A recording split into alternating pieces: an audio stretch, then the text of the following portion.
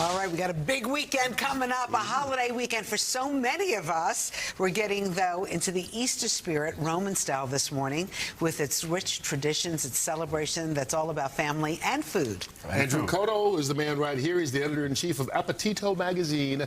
He's also here to show us how Italians turn Easter into what he calls a full-on feaster celebration. Yes. I like the combination of words there. First of all, thanks for joining us. Oh, thank you. I'm always thrilled to be here.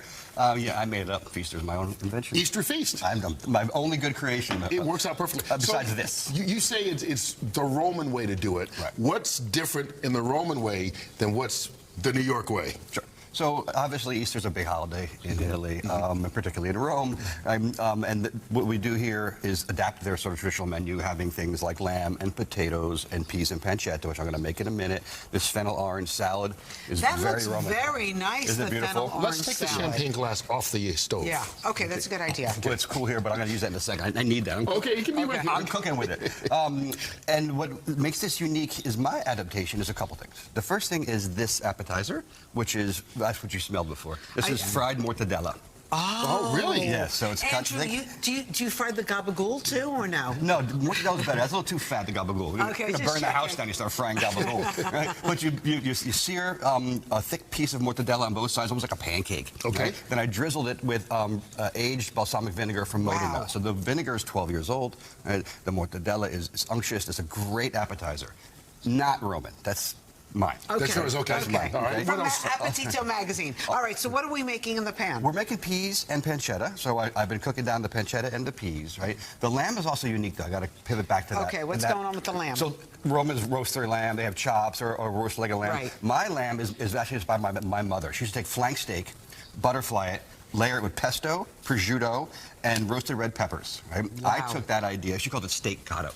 I took that idea and made lamb cotto. So it's a piece of lamb that's been butterflied, fill all the ingredients I just mentioned, right. tied, rolled, and I know people might be intimidated by this. Have your butcher do it. Right? My butcher, Anthony in Bay Ridge, did it for me. Right? It's just an easy thing to do, and they love doing it. That's their job. Can you give people tips on cooking lamb? Because that, to me, is one of the more challenging things. Because if you overcook it, you ruin it. Yeah. But you don't want to undercook it either. Like, what's a good tip for figuring it out?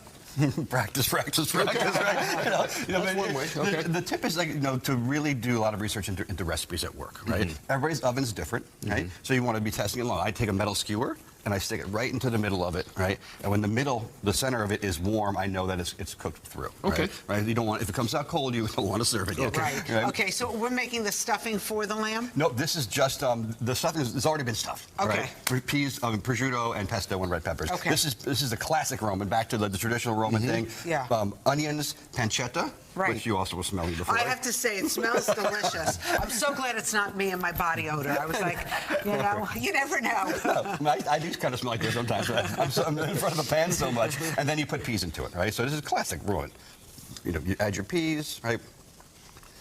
Your pan is hot. You're mixing it together. Oh, so that's a nice side dish. Oh yeah, it's a great side dish. Could you throw a little pasta in there? You could. A little like the short fat pasta would be great. Or we made orecchiette would be nice. Elbows even for kids. So this is going to cook down. I'm going to help it cook down with this wine. Okay. Yeah. Oh. Right. Kurt thought he was going to have a little sip this morning. I have some for you too, Kurt. Okay. Right? I'm always here. Everybody drinks on Easter, even the peas. Right. So we're tossing this around.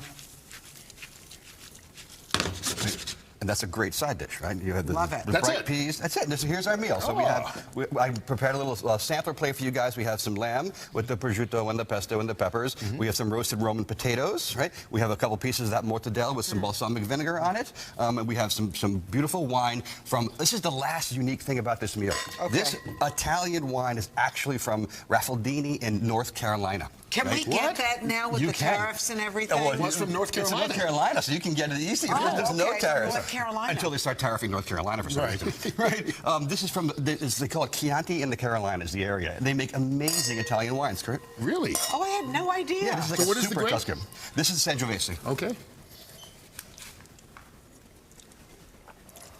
Well, I don't think about Carolina and Italian wines, but it works. Oh, we just put a big story on them in Appetito magazine, and I was so impressed with the samples they sent.